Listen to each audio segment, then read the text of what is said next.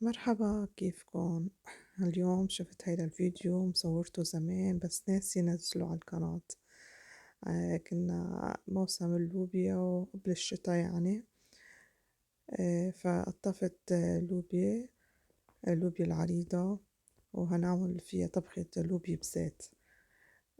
فهلأ عم قولكم كيف من نقطع اللوبيا. فينا نعمل هيدي الطريقة، بنحط كمية فوق بعض، بنشيل الطرفين وبنقصهم بنقطعهم بالسكينة، أو بناخد كل حبة بحبتها وبننضفها وبنقطعها بهيدا الشكل.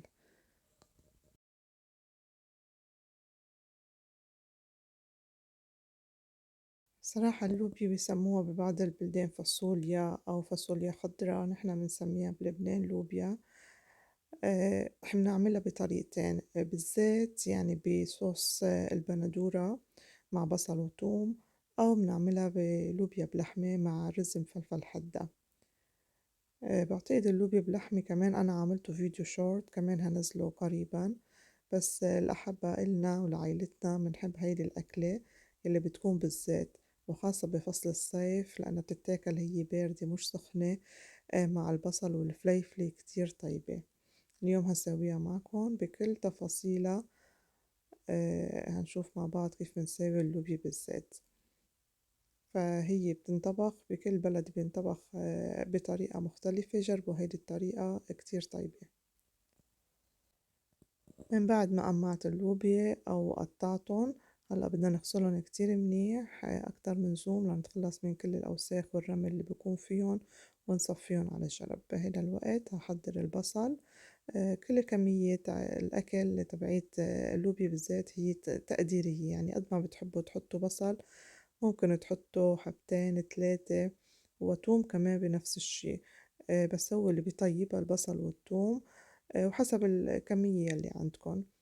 هنحط البصل ونفرمه، ونفس الشي فينا نحط توم حبوب، وبدنا نحط توم كمان مهروس. ما ضروري كمان تفرموا البصل كتير حبة صغيرة لأن كله هيدوب على النار، اللوبيا بتاخد وقت كتير على النار. فمشان هيك ممكن نخليه شوي حبته كبيرة. ونفس الشي كمية البندورة لازم تكون كمية وفيرة. آه، في ناس ما بتحط أبدا صلصة بندورة، بس بتحط بندورة. أنا بحب أضيف عليها شوية صلصة بندورة ليعزز لي اللون أكتر. فإذا بطنجرة أو مقلاية كبيرة على النار حطيت كمية من الزيت، وحطيت البصل اللي فرمته والثوم قطعته بالسكينة، كل حبة قسمتها لاتنين، وبدي قليهم ليدبلوا مع بعض. هلأ بضيف عليهم اللوبيا بعد ما صفيتها، وبدي خليهم مع بعض كمان يتقلوا. هلأ الكمية لأنها كبيرة شوي عندي فهقلبهم شوي بالملعقة، بس ما بشد عليهم. هو الأفضل إنه ننسفهم تنسيف، يعني نحمل الطنجرة كل شوي ومنقلبهم بهيدي الطريقة. نعمل هيدي الطريقة مرتين 3 حتى تتقلب اللوبيا معنا كلها بهيدا الشكل. وهلأ بدي بلش ضيف عليها باقي المكونات. هضيف عليها أول شي ملعقة صغيرة من الملح. كمان الملح بيساعد إنه تطلع المي اللي فيها. وبقلب، وبعدين هلأ بدي ضيف كمية البندورة يلي فرمناها.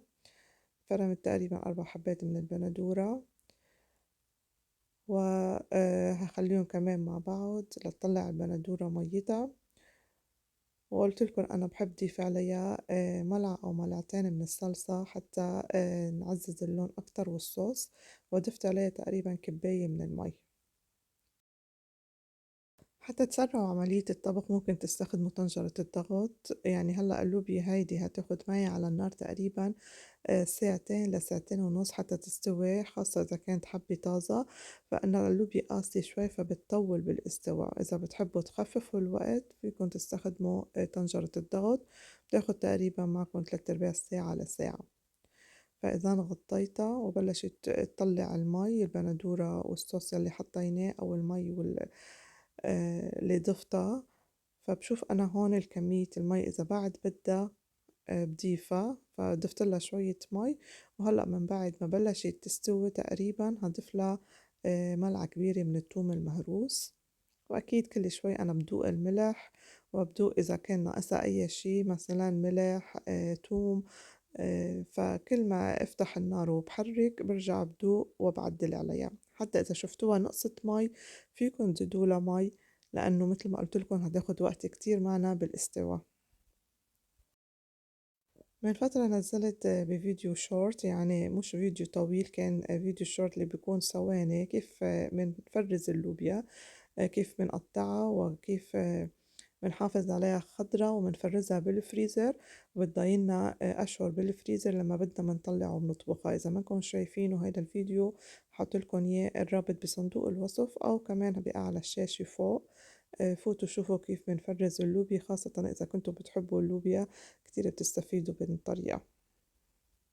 وهون من بعد ما مرق تقريبا ساعتين مثل ما قلتلكن كل شوي بنشوف حبة اللوبيا إذا استوت. وهيك صارت عنا طبختنا جاهزة. بناكل اللوبيا بالخبزة، بنسكبها بالصحون، بناكل حدها خضرة بصل فليفلة، كتير طيبة. جربوا هيدي الطريقة أكيد هتعجبكن.